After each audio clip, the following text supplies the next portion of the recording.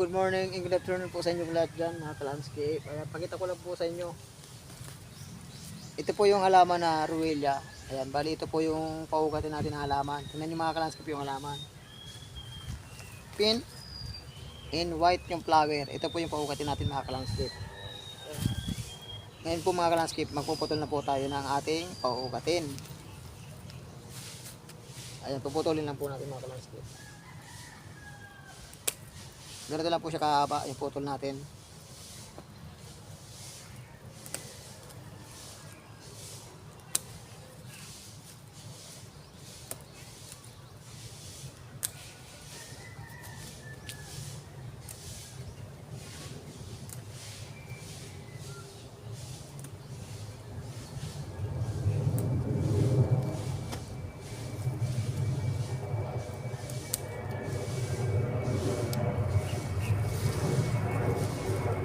Ito na po mga ka-landscape yung naputol natin. Ito na po siya mga ka-landscape yung naputol natin. Ayan. Tutusok lang po natin isa-isa sa plural foam. Kailangan po mga ka-landscape yung plural foam basa. Ayan. Para yung tinutusok natin ng halaman, hindi po siya nababalik.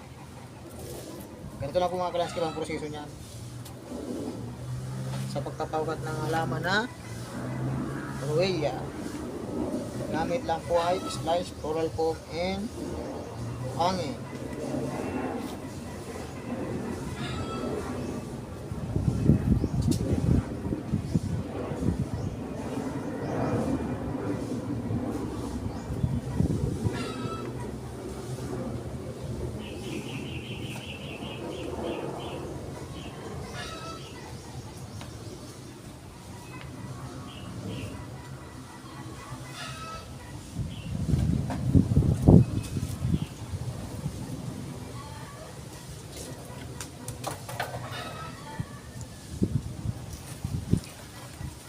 Ayun na po mga ka-landscape, tapos na po tayo. Ngayon po, ilalagay na po natin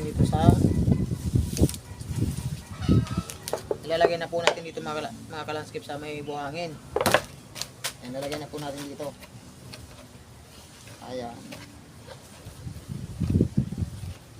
Ipapatong lang po natin mga ka-landscape. Ganito lang po ang proseso niyan kung paano magpaugat ng halaman na ruwelya.